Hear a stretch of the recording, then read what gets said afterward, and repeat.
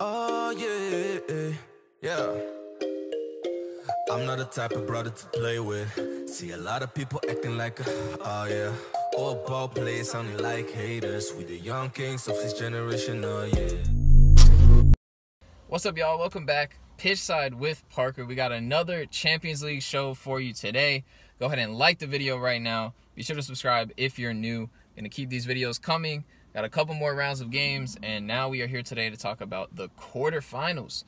Oh man, there's been some drama. There's been some drama, Dan. I mean, look, you were on the receiving end of the worst of it.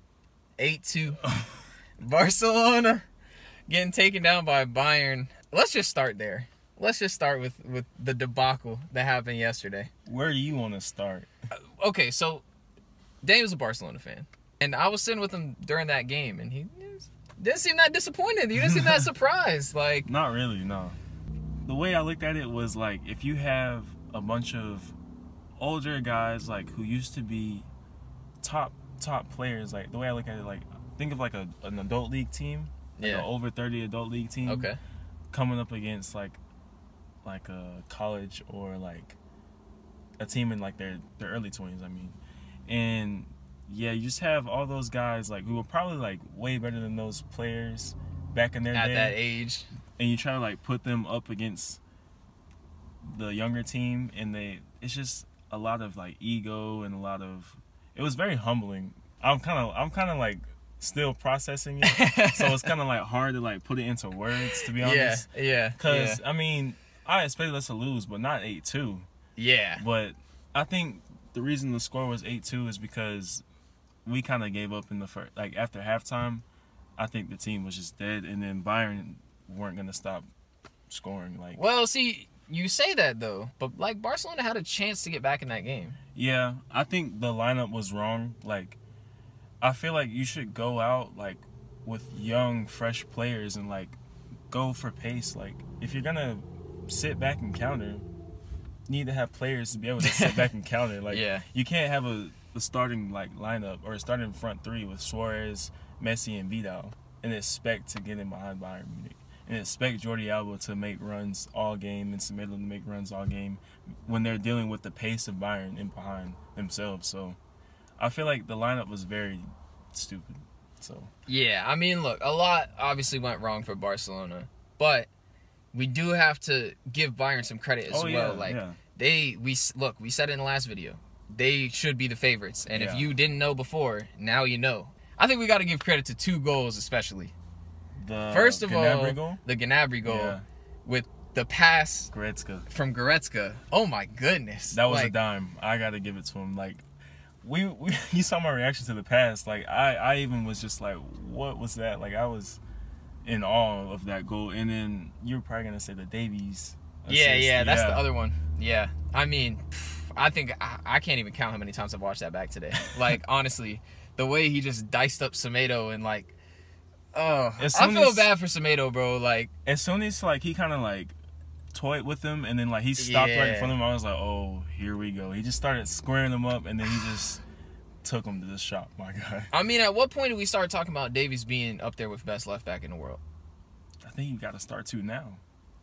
Like Marcelo was giving him props after the game, saying like, I like the way you play and everything. Yeah. Like, it seems like he's there to take that crown a little bit, even though he's only 20 years old. He's younger than both of us. Who is the best left back in the game? I mean, some people would probably say Robertson. Like, who else is in that conversation? I mean, Davis. Like, if you think of all the best teams in the world, City doesn't really have a great left back. Right. So yeah, I mean, I think Davis is right there, and it's kind of who you favor. Hey, Kieran Tierney. Another shout. I think Tierney's better than Robertson.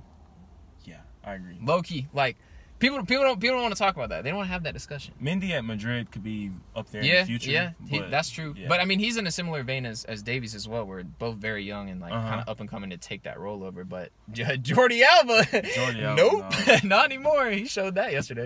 You can say that about a lot of the Barca players. They were there, but their time is gone. Yeah, I think it was one of those games where it was the way it happened, more so than the actual result itself. Like, as you said, you expected to lose, but it was just demoralizing, especially at the end. Coutinho. I told you he was going to score. And now, if Bayern win the Champions League, y'all owe Liverpool $5 million. That's a huge L. That's such a big L. That's a fat L. So much drama in that game. Like, all the quarterfinals really have had a lot of drama, but I think just from the standpoint of just one of those historic humiliation defeats, like it feels like that Germany-Brazil game a little bit. And you called it like it was 3-1, and you were like, this feels like Brazil. It was the 2 goals at the end of the first half, because that's what I remember about the Brazil game is it was all happened so early and so like there was so little time between the goals. Yeah. Yesterday at the end of the first half, that's how it started feeling. That Gnabry goal, it was Gnabry and Perisic, I think, that scored back to back, and that was when you were just like, okay, yeah, this is embarrassing, and it's only going to get worse from here. So. Yeah. But the fallout is still happening from that game. I saw the tweet yesterday about Setien. They're going to sack him. Is that still true, or was that... They said that they planned to sack him, but I feel like the reason why they haven't announced it is because there's no replacement in yet. Like, there's talks of Pochettino. That sounds like a L in itself, honestly. Because after what he said that he would rather work on his farm than manage Barcelona because of his experience with Espanyol, Barcelona's arch rival. Barcelona. So not a lot of answers. I feel like that's kind of the theme of where Barcelona's at right now is that there's a lot of problems and there's not a lot of direct answers that you can point out because, well, I mean, I'll leave it to you since you're obviously the most expertise on that. You know, you're the fan here, but like, what do you see as the biggest problems that is preventing Barcelona from being where they need to be? And also, I would say at this point, I think kind of the biggest pivot point is like, how can you get the most out of Messi while he's still around? The biggest problem is Bartomeu, for sure. Bartomeu is the president of Barcelona. Yeah, he's the president of Barcelona. He's like head of all the decisions that are made, even transfers. He's head of that. Like, the coaches don't really have a lot of say in the transfers, believe it or not. And so, like, he's the one who's behind La Masia. Like, as you've noticed, like, La Masia has been kind of, like, you haven't heard much about it in, the past 4 or 5 years. Bartomeu has been president of Barca the past 4 or 5 years. But, yeah, Bartomeu is the huge problem because, like, PK said it himself, like, we're growing old. Like, we need reinforcements, but they're not making the right signings. Yeah. So they're kind of just, like, sticking these 30-year-old legends out there to play against like these up and coming 19, 20, 21-year-olds and expecting them to make something happen just because they play for Barcelona. That's basically what's going on. So you're saying that Pjanic isn't going to rejuvenate the Barcelona midfield?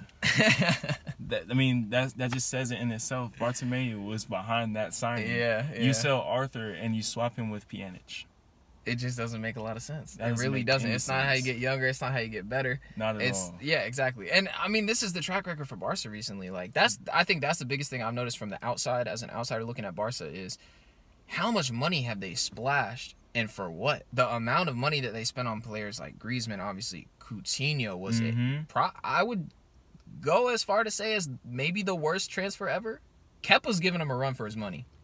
80 million on Kepa, but Coutinho might be the worst transfer ever. Might be. I mean, like, he's, like the third or fourth most expensive transfer ever? Somewhere around there, yeah. I think. Yeah. I mean, he literally hasn't done anything for Barca. He scored against Barca twice. And then we might have to pay a fee to Liverpool.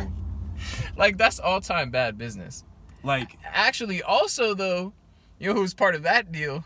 Raul Sanyehi, the guy at Arsenal, who just got sacked by Arsenal today. Woof. I mean, but like just the stink of Barcelona, like it literally, like it's touching other clubs at this point. But this is how dire the situation is, y'all. Like, if you have not been paying attention to Barcelona and you're wondering like, how did it get here? How did we get to this 8-2? Like, these are some of the things behind the scenes that's going on. So if you were in charge, or say they get a new person in who's a little more competent, like, what do you think are the next steps to kind of revitalize? Like, do you think it's going to take big time spend? Do you think it's something that, regardless of how you do in the transfer market, is going to take a few years? Or do you think that it's close to competing right now? I think from the top, like, there's already candidates who want to go back to that old mold, the old, like, kind of the Barcelona way, like under Pep and under what was his name? Jeez. Tito? Before he passed away. But yeah, under that old mold, the La Masia, like, not spending huge in the summer, like maybe like one player or like a few little smart deals, but like I feel like that's where we need to go back to, is the old mold and use what we have pretty much, because we have a lot of like good players in the ranks, like Ricky Pooch, who didn't even play yesterday. These are some young stars like that we have: Araujo, Ricky Pooch, Montreux. I feel like you start there and then you just recruit better. Like I feel like Barcelona need to become more picky in the transfer market, not just splash cash on any random player. Like Frankie was a great buy, Arthur was a great buy. Those are actually Barcelona type players. But when you sign players like Pjanic, for example, like maybe he was a good buy like 5 years ago, but yeah, it just doesn't make sense. Like, but yeah, that's where I would start, and then obviously get a coach that fits that role too, like Xavi, for example, or even Koeman. Honestly, like, yeah, supposedly they've reached out to Koeman ever since the game yesterday. So yeah, if you've seen Koeman or you've seen Holland under Koeman, they play the exact same way. Holland, Johan Cruyff from Barcelona, they all kind of tie together. There's always been that interchange there. There's always been a huge link between them. Yeah. And Koeman obviously playing at Barca as well. Correct. So. Yeah.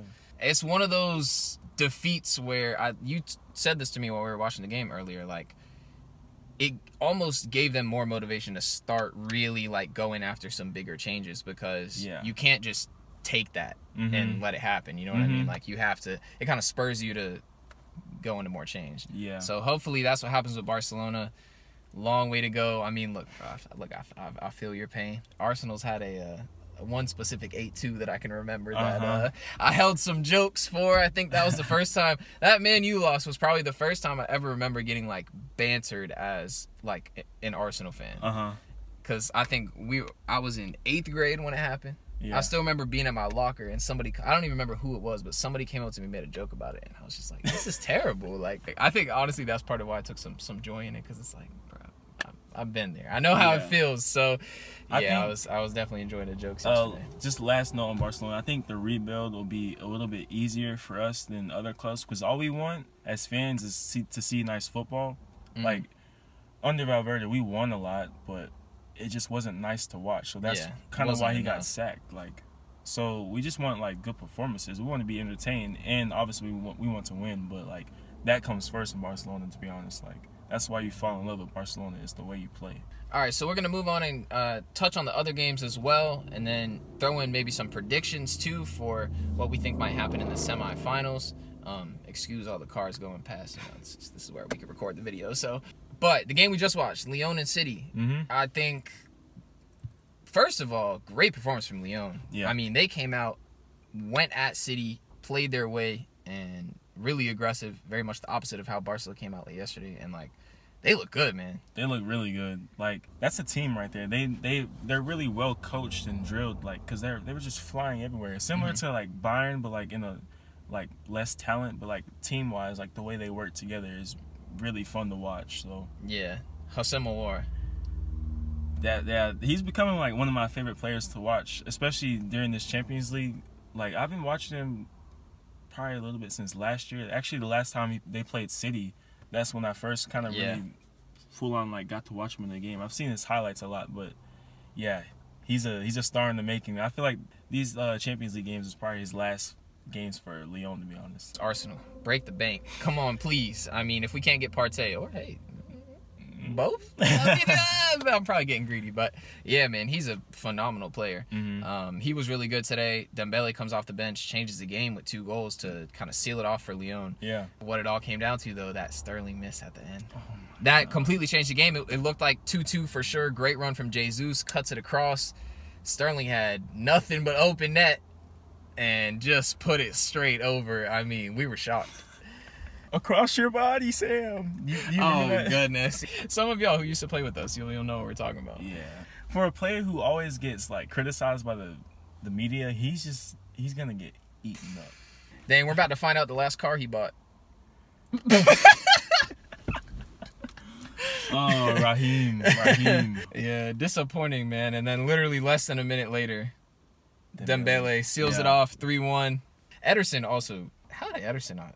hold that. He Or tried- he if tried you're not to gonna hold hold it. it, then push it to the side. Yeah, like I always thought he was shaky, but like people kind of like give him a lot of praise for like how good he is with his feet, and obviously like it suits City well with the way they play, but like some of his like handling is terrible. But Even his positioning. You remember, this feels like so long ago now, but I that, feel like I know what you're about to say. yeah, the City Tottenham game that Yep. we watched at your house. Yeah, man, like that goal that Lamela scored. Yeah. Where he was literally on the other side of the goal. It's like sometimes he forgets that he's a goalkeeper. I think. Yeah. But it's because of the way City play, because he really just doesn't even have to make that many saves. And it's Mm-hmm. like he's good at one-on-one saves, and when it's just him standing in the goal saving shots, Yeah. like, yeah, he's kind of average. Like, he makes some good saves sometimes, but yeah, definitely a mistake on the last goal, but bigger mistake from Sterling for sure. Yeah. And that would have been who knows what would have happened in overtime or however the rest of that game would have gone. But wasn't the only game with some late game drama as well.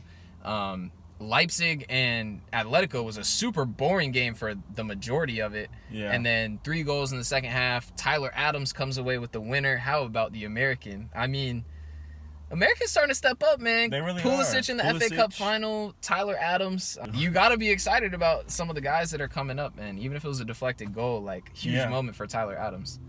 It was a big moment. I was rooting for Leipzig actually, just like that underdog kind of story. And how about that pass from what's his name? Sabitzer. Yeah. Oh, man. Yeah, I between that and Goretzka, which do y'all think was a better pass? Because I think I might have Sabitzer on that one. I know both of them, like, the reason they were such crazy passes was just the angle. Like, both of them were facing their own goal Yeah. and were still able to flick it around the corner to their, forward player in perfect position. But yeah, the build up to that was a really nice goal as well, even if he got the deflection obviously at the end. Most of the game was pretty boring, to be fair, but you got to big up Leipzig. Like, it is no easy task to get past Atletico Madrid, and they were able to hang in there until the last moment and give them that kind of sucker punch at the end. Yeah, I feel like it was a mistake for Simeone not to play João Felix earlier on, because as soon as he came on, he changed the game. He completely changed the game. He got the PK for them. He was just creating a lot of chances. It's just still such a weird signing. I don't know why I feel like I look at him. I don't know why he decided to go there. Yeah, that's true. That's true. You have to believe that they gave him some amazing pitch. I mean, obviously he's making a lot of money too. Like, let's not discount that. My man is like 19, 20 years old, and he's getting offered absurd wages and play for a top team. But this can make and break his career. It's true. Like, That's true. That's a huge decision. But hey, maybe that's why they're so good at defending. They gotta deal with him in practice all the time. I mean, probably helps him out. Yeah.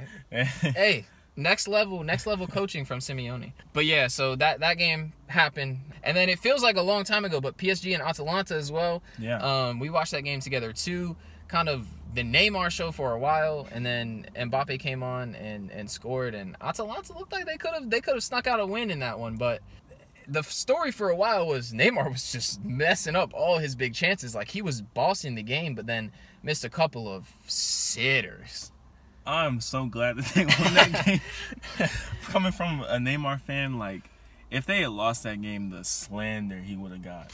Like, I don't know what was wrong with him. Like, he looked pretty good throughout the game. Like, Yeah. he made 16 dribbles. Like, Yeah. that was like, I think that was that a record? I'm not sure. It was. I saw some debate on that. I saw some people saying it was on Twitter, and some people saying Ronaldo had done more before. But you can never trust it if they say it was Ronaldo that had the record. So Yeah, like, Neymar saucing up, man, every single time he got the ball.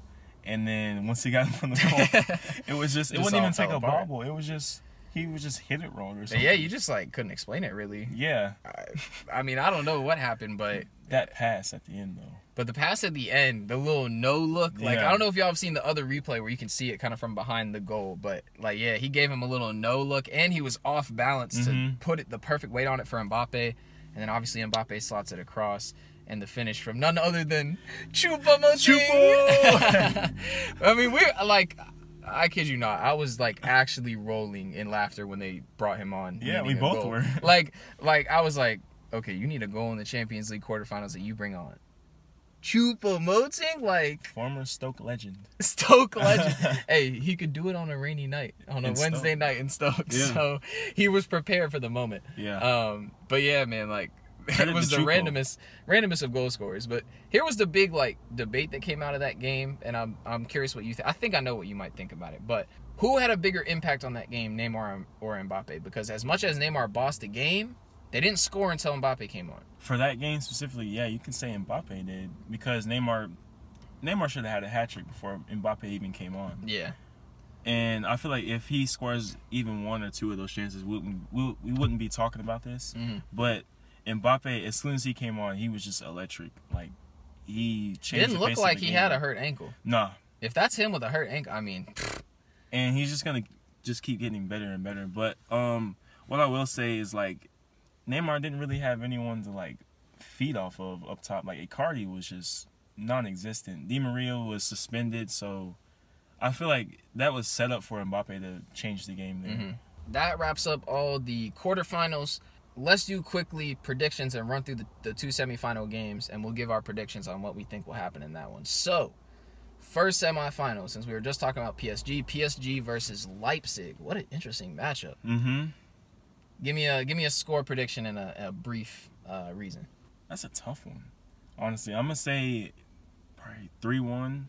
Okay. Just because Mbappe will be back, Di Maria will be back. He's not suspended anymore. Just by having those two, that changes a lot for PSG.